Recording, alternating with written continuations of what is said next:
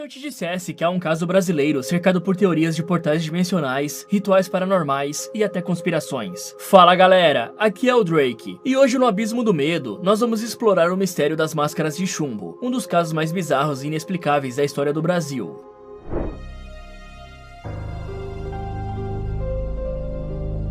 No dia 20 de agosto de 1966, o jovem chamado Jorge da Costa Alves, de 18 anos, saiu de casa para aproveitar a tarde com o seu hobby preferido, já que nesse dia, os ventos fortes faziam com que várias pipas voassem no céu. Em determinado momento, uma delas foi cortada e começou a cair em direção ao morro do Vintém. Assim, o rapaz correu para conseguir chegar primeiro que os outros, mas ele não podia imaginar o que acabaria encontrando em meio à vegetação, já que antes que pudesse chegar até o local exato da queda da pipa, ele viu duas figuras imóveis no chão, e conforme se aproximou, percebeu que se tratava de dois corpos que estavam deitados de costas, vestindo ternos escuros e capas de chuva pretas. Isso deixou o Jorge assustado. Então ele desceu o morro mais rápido que pôde, para alertar as autoridades da 2ª Delegacia de Polícia de Niterói sobre o que tinha encontrado. No entanto, os ventos fortes logo se transformaram em chuva, o que tornaria a ação policial ainda mais difícil, já que o solo encharcado e o clima ruim fariam a subida do morro ser perigosa. Então eles decidiram aguardar. No dia seguinte de manhã, policiais, bombeiros e peritos finalmente subiram morro para investigar o local, acompanhados por alguns jornalistas e curiosos que haviam escutado a história. Eles encontraram exatamente o que o Jorge descreveu no dia anterior. Os corpos estavam sem sinais de violência, mas o que mais chamava atenção no local eram as duas máscaras de chumbo em formato similar a óculos perto dos corpos. Além disso, havia a questão de ambos estarem deitados sobre folhas de pindoba, que é um tipo de palmeira. Mas o intrigante é que essas folhas não são fáceis de arrancar, e não havia nenhuma faca no local. Os investigadores também encontraram mais alguns outros objetos próximos a eles, como uma garrafa de água mineral magnesiana vazia, uma folha de papel laminado que parecia ter sido usada como copo, um caderno com anotações técnicas sobre eletrônica e o mais intrigante, um bilhete contendo instruções estranhas. No papel estavam escritas as seguintes palavras: 16h30, estar no local determinado. 18h30, ingerir cápsula. Após efeito, proteger metais. Aguardar sinal máscara. O significado do bilhete se mostrou ser um mistério, e como a chuva dos últimos dias já havia iniciado o processo de decomposição dos corpos, os peritos logo perceberam que precisavam removê-los para exames mais detalhados. Então, sem qualquer evidência clara de um crime, os cadáveres foram levados para o Instituto Médico Legal, onde os legistas tentariam determinar a causa do fim deles. Enquanto os corpos eram analisados, a polícia iniciou a investigação, já sabendo o nome das vítimas pelos documentos que carregavam. Eles eram Manuel Pereira da Cruz e Miguel José Viana, da cidade de Campos dos Goytacazes, no interior do Rio de Janeiro. A descoberta sobre quem os dois eram deixava tudo ainda mais estranho, já que não fazia sentido algum eles serem encontrados em cima de um morro em Niterói, quilômetros longe de onde moravam, além, é claro, de todas as outras coisas estranhas que encontraram com os corpos. Então, para entenderem melhor o que podia ter acontecido, as autoridades foram em busca de saber quem exatamente eram Manuel e o Miguel. E assim, a notícia dos dois homens logo chegou às famílias, que ficaram espantadas ao saberem que os seus entes queridos foram encontrados em circunstâncias tão estranhas. Mas com isso, a polícia descobriu que os dois eram técnicos em eletrônica, e que eram sócios em uma oficina de consertos eletrônicos, onde trabalhavam juntos há anos. E que na noite de terça-feira, 16 de agosto de 1966, o Manuel avisou a sua esposa, Nelly, que ia viajar para São Paulo no dia seguinte, junto com o Miguel, para comprar um carro usado e componentes eletrônicos para a oficina deles. Para isso, o Manuel preparou cerca de 2.300.000 cruzeiros, o que convertendo para reais dá um pouco menos de 5 mil. Já na manhã seguinte, do dia 17, por volta das 9 horas da manhã, os dois homens embarcaram em um ônibus, na rodoviária de Campos de Goytacazes, com o destino a Niterói. O que, apesar de ser um caminho diferente, não é tão estranho, já que talvez eles pudessem apenas estar fazendo uma baldeação em Niterói, antes de ir para São Paulo, como Manuel havia dito para a esposa. Mas como sabemos, não foi isso que aconteceu. Então, a descoberta dos corpos de Manuel e Miguel, e toda a estranheza do caso, rapidamente se espalhou pela cidade de Niterói, despertando a curiosidade da população. E a falta de explicações concretas logo atraiu jornais, rádios e investigadores independentes, transformando o caso em um dos assuntos mais falados da época. Jornalistas de diferentes canais passaram a cobrir a história, tentando encontrar novas informações e entender o que havia acontecido no alto do morro do Vintém. Então, com a grande repercussão do caso, a população começou a especular sobre o que poderia ter acontecido. Algumas pessoas acreditavam que Manuel e Miguel haviam sido vítimas de um golpe ou finalizados, enquanto outras defendiam a ideia de que eles estavam envolvidos em um ritual ou uma experiência científica perigosa.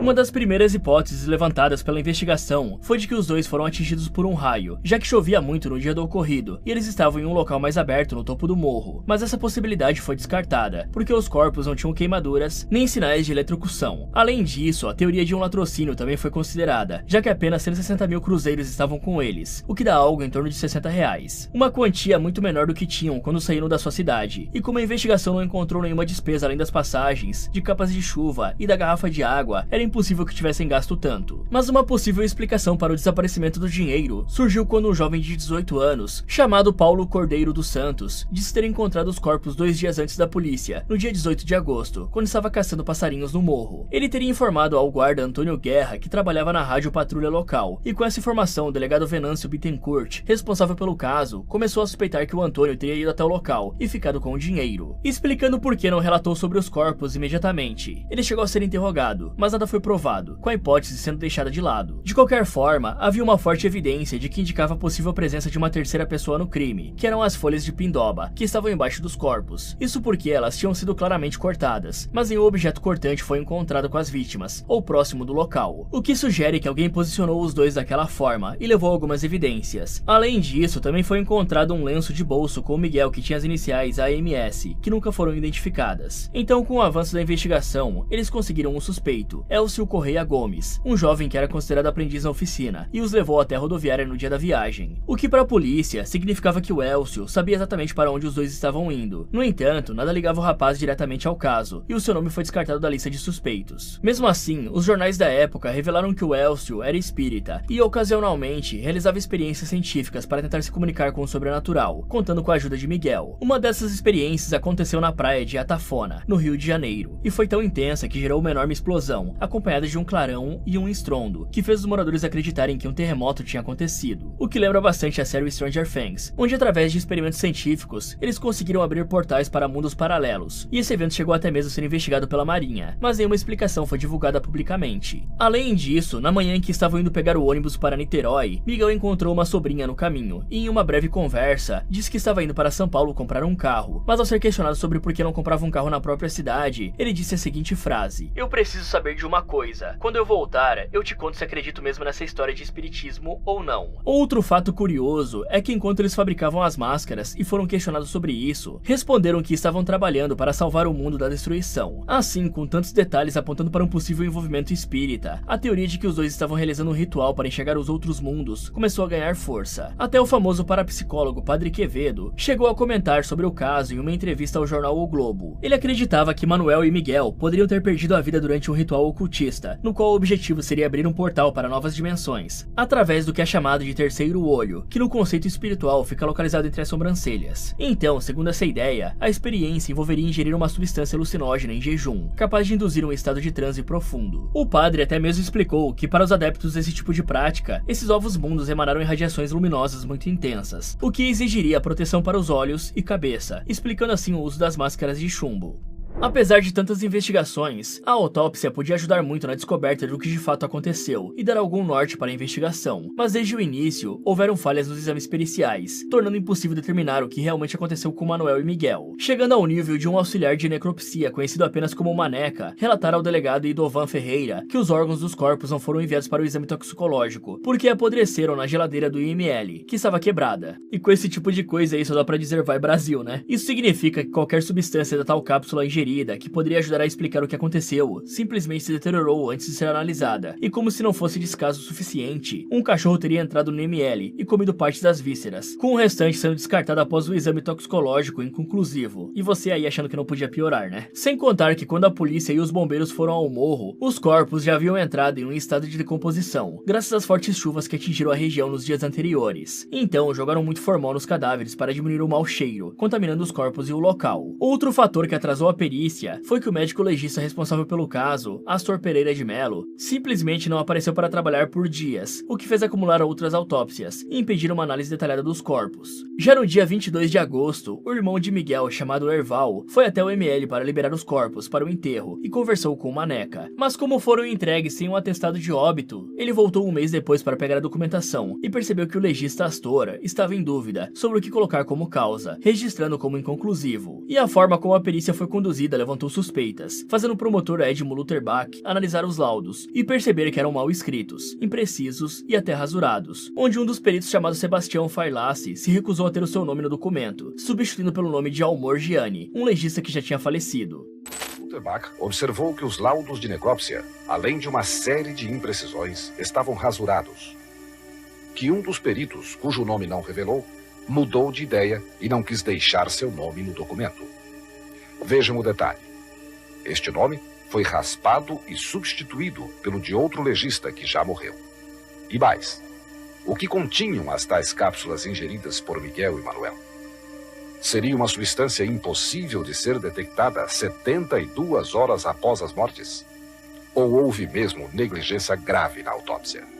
Mas enquanto as investigações estavam acontecendo, a teoria de contato extraterrestre ganhava força na mídia, porque no mês seguinte dos corpos serem encontrados, um repórter foi até a oficina deles e encontrou um livro chamado A Vida no Planeta Marte, o que deu força para os relatos que a polícia tinha recebido. Já que no mesmo dia em que Manuel e Miguel subiram ao morro, por volta das 19h20, uma dona de casa chamada Gracinda Barbosa de Souza estava dirigindo com seus filhos, quando passou perto do morro, e avistou um brilho muito forte no topo, emitindo luzes azul e laranja. A questão é que apesar dela ser a primeira a ter ligado para a polícia, não foi a única, com vários outros moradores locais também relatando ter avistado o que disseram ser um OVNI. Tanto que depois de anos, em 1980, um dos ufólogos mais renomados do mundo, Jacques Vallée, que até já tinha trabalhado para a NASA, decidiu vir para o Brasil investigar pessoalmente o caso e subiu o Morro do Vintém, acompanhado da sua esposa, do detetive Saulo Soares de Souza e do repórter policial Mário Dias. E ao chegarem ao topo, perceberam algo estranho. O local onde os corpos de Manuel e Miguel foram encontrados estava sem nenhuma vegetação, o que não era nada comum, já que o morro era cercado de mata densa, e nenhuma explicação foi encontrada para isso.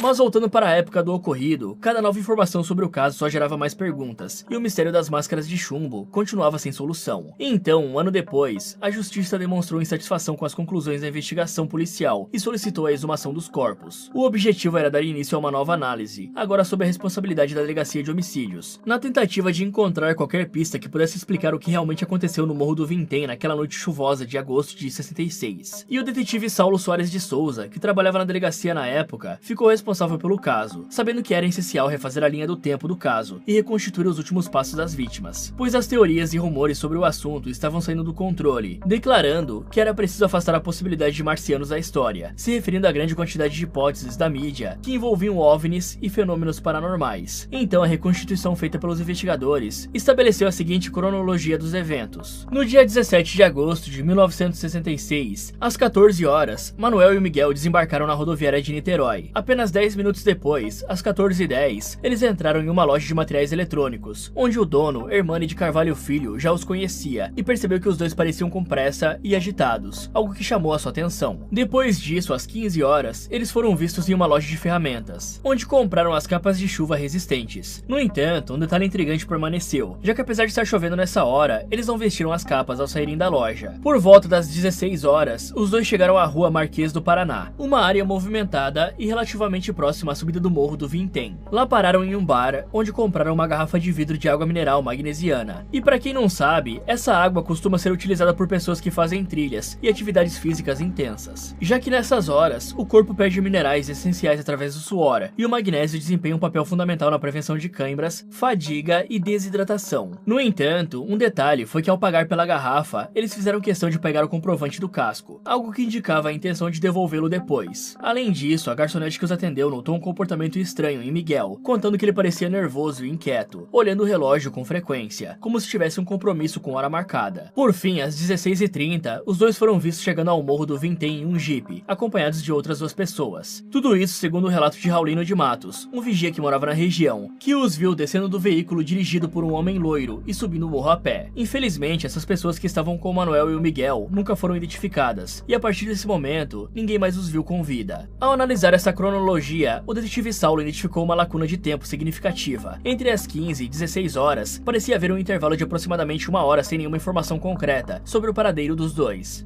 Eu levantei os passos de Miguel e Manuel em Niterói. E o que mais me intrigou foi o encontrar um espaço de tempo vazio entre a rodoviária e a Fluscop, a loja em que eles foram vistos pela primeira vez, logo após terem chegado em Niterói. E porque me intrigou esse espaço de tempo, eu refiz o possível trajeto deles, a pé, de ônibus e de táxi, no caminho entre a rodoviária e a Fluscop. E, de todos esses modos, eu encontrei um espaço de tempo vazio. Logo, eles teriam estado em algum ponto antes de chegarem a Fluscop. E para ele, esse espaço de tempo indicava que Manuel e Miguel poderiam ter parado em um centro espírita, localizado exatamente no caminho para o Morro de Vintém. E então, o detetive passou a acreditar que os dois foram conduzidos ao morro para participar de uma experiência espírita, possivelmente organizada por alguém de grande influência ou prestígio. De acordo com ele, os dois não estavam apenas envolvidos em uma brincadeira, mas sim algo que levavam muito a sério, e acreditavam estar participando de um experimento que os levaria a uma experiência única, talvez algo que jamais houvessem tentado antes. Mas conforme a investigação avançava, Saulo começou a perceber que estava sendo pressionado por superiores, e a cada nova pista, ele sentia que havia uma tentativa de frear o seu trabalho. Ele nunca revelou quem eram essas pessoas, mas sabia que o caso estava incomodando alguém poderoso. E então, em 12 de maio de 1969, uma decisão repentina chocou o detetive, já que pouco tempo depois do promotor Edmund Lutherbach ser deslocado para outra jurisdição, o caso foi arquivado sem qualquer aviso prévio, o que para o Saulo não fez sentido algum, comentando até mesmo que nunca viu arquivar um inquérito ainda em fase policial.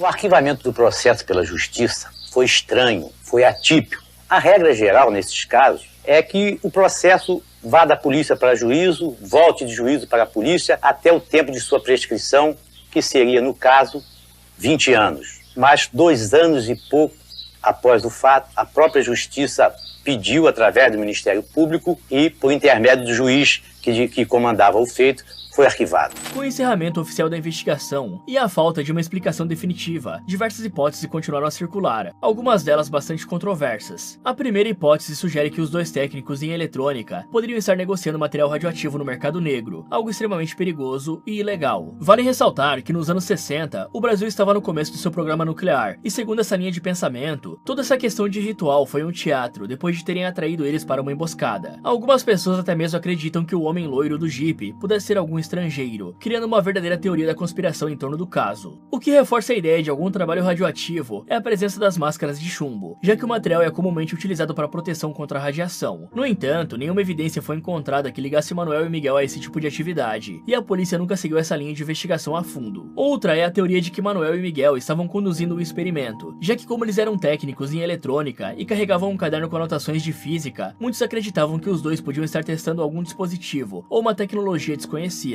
No entanto, essa teoria apresenta alguns problemas, pois se estavam conduzindo um experimento, deveria ter equipamentos no local, mas nenhum aparelho eletrônico ou ferramenta foi encontrado, o que também faz ser real a possibilidade de ter uma terceira pessoa acompanhando tudo. Com essas dúvidas no ar, o caso das máscaras de chumbo se tornou um dos maiores mistérios criminais da história do Brasil, despertando curiosidade e debate por décadas. A sua relevância foi tão grande que foi tema de 2 episódios do programa Linha Direta, o primeiro em 1990 e o segundo em 2004. E durante a produção do segundo episódio, a equipe de jornalismo da emissora tentou acessar os arquivos oficiais do caso, mas foram informados por Maurício Menezes, assessor da comunicação do Tribunal de Justiça do Rio de Janeiro, que todos os documentos foram destruídos após o crime prescrever. Com isso, qualquer possibilidade de reabertura da investigação foi eliminada, e o mistério das máscaras de chumbo permanece sem solução até hoje. Só que esse não foi o primeiro caso assim, existindo outros estranhamente similares, tanto antes quanto depois do que aconteceu no Morro do Vintém. O primeiro foi 4 anos antes, em 1962, quando um técnico de televisão identificado apenas como Hermes, foi encontrado sem vida no Morro do Cruzeiro, em São Gonçalo, também no Rio de Janeiro. Assim como Manuel e Miguel, o corpo não apresentava nenhum sinal de violência e estava com todos seus pertences intactos. E o mais estranho é que Hermes também usava uma máscara de chumbo. Os registros da época indicavam que antes de morrer, ele havia dito que subiria ao morro para tentar captar sinais de televisão sem o auxílio de nenhum aparelho eletrônico. Tudo isso fazia semelhança com o mistério das máscaras de chumbo ser evidente, mas o caso de Hermes também nunca foi resolvido, e as autoridades não conseguiram confirmar se sua máscara é idêntica às do Miguel e do Manuel, já que esse caso não teve tanta cobertura da mídia, e como havia muita negligência nessa época, é possível que os documentos e fotos tenham sido perdidos. O segundo caso similar aconteceu 20 anos depois do caso das máscaras de chumbo, onde em 4 de março de 1986, 2 homens foram encontrados sem vida na praia de Grumari, também no Rio de Janeiro, sem qualquer sinal de violência. Eles eram Olavo Mena Barreto Ferreira, de 25 anos, técnico em informática, e o Wellington Barros Vanderlei, de 24 anos, que era um office boy. Assim como no Morro do Vintém, as vítimas estavam em um local isolado, sem sinais de violência e sem uma explicação concreta sobre o que realmente aconteceu. Seus pertences estavam intactos, descartando a hipótese de latrocínio, e ao lado dos corpos foram encontrados uma garrafa vazia de refrigerante, 2 copos plásticos e um frasco de pó de guaraná com cheiro de amônia. A perícia até detectou traços de um pesticida altamente tóxico, capaz de causar paralisia temporária e levar ao fim, sugerindo que os dois foram intoxicados. Mas o que realmente liga esse caso aos das máscaras de chumbo é o contexto em que tudo aconteceu, já que Olavo e Wellington eram amigos e participavam de um grupo de estudos ufológicos. E na noite em que perderam a vida, foram até a praia para uma vigília, um tipo de encontro em que os participantes observavam o céu em busca de sinais de atividade extraterrestre. As investigações, infelizmente, não conseguiram determinar se Olavo e Wellington ingeriram o veneno voluntariamente, como parte de um ritual, ou se foram induzidos a tomá-lo sem saber que era letal. O mais estranho é que não havia resquícios do pesticida diretamente nos objetos encontrados, levantando a suspeita de que o veneno pode ter se misturado a algo que não estava mais no local. Outro detalhe curioso é que na época, a praia do Grumari era um local extremamente isolado, sem transporte público para chegar até lá, o que significa que as vítimas precisaram caminhar uma longa distância, ou contar com a ajuda de alguém para chegarem ao ponto onde foram encontradas, reforçando a possibilidade de que não estavam sozinhos, assim como no caso das máscaras de chumbo. O que podemos concluir é que, graças às negligências das autoridades, pistas cruciais podem ter sido apagadas, já que os corpos de Manuel e Miguel ficaram por dias no sol e na chuva até que fossem levados para a autópsia, e que diversos outros erros acabaram prejudicando a resolução do caso. Com o passar dos anos, diferentes pesquisadores e especialistas deram suas próprias interpretações. Para o delegado Idovan Ferreira, não há dúvidas de que os dois foram até Niterói para fazer algum tipo de experimento, que seria para entrar em contato com seres extraterrestres. Os dois rapazes, eles se dirigiram principalmente e diretamente a Niterói no sentido de fazer um experimento. Experimento esse que provavelmente seria entrar em contato com extraterrenos. Mas nem todos concordam com essa hipótese. Mário Dias, um dos principais jornalistas que investigou o caso na época, disse acreditar que eles haviam sido finalizados por alguém que confiavam muito. Até hoje eu acho que Miguel e Manuel foram assassinados. Era preciso que eles confiassem muito nas pessoas ou na pessoa que iam levá-los até lá. Essa questão também foi levantada pelo promotor Edmund Lutherbach, que sempre achou suspeito o fato de que os dois foram parar em um local onde nunca estiveram antes, já que eles não tinham mapas para chegar até lá. Mesmo porque eles não conheciam nada de Niterói. Como é que esses homens vão chegar à rodoviária e vão lá naquele morro lá fazer uma experiência? Já o cientista ufólogo Jacques Vallée comentou acreditar que eles estavam fazendo uma experiência com eletrônicos e que talvez isso estivesse relacionado às crenças sobre extraterrestres da dupla. Evidently they were part of a group that was doing experiments of some sort. Experiment with electronics and also experimenting with explosives. Whether that was related to their belief in extraterrestrials. I don't think anybody knows the answer. Por outro lado, Erval Viana, o irmão do Miguel, desabafou sobre a frustração com as teorias que surgiram ao longo dos anos, e em como relembrar essa história mexe com ele, tendo a certeza de que nunca existiu nada relacionado a um disco voador. Houve interesse em badalar os ufólogos, o disco voador, mas a realidade, isso aí é uma revolta minha. Porque toda vez que eu ouço falar em assunto máscara de chumbo, mexe comigo. Mexe comigo, toda vez que eu ouço falar assunto máscara de chumbo, mexe comigo. E no meu fraco modo de entender, não existiu nada por aí de disco voador. Mas seja um ritual, um experimento ou um encontro com o desconhecido, o fato é que Manuel e Miguel foram até aquele morro com um propósito, que talvez nunca conseguiremos saber qual era. Fala galera, qual é a sua teoria sobre esse caso? Vocês acreditam que o Manuel e o Miguel estavam realizando um experimento, foram vítimas de algo que jamais deveriam ser revelado, ou esse mistério esconde algo mais profundo? Me contem nos comentários. Muito obrigado por assistir e até o próximo vídeo.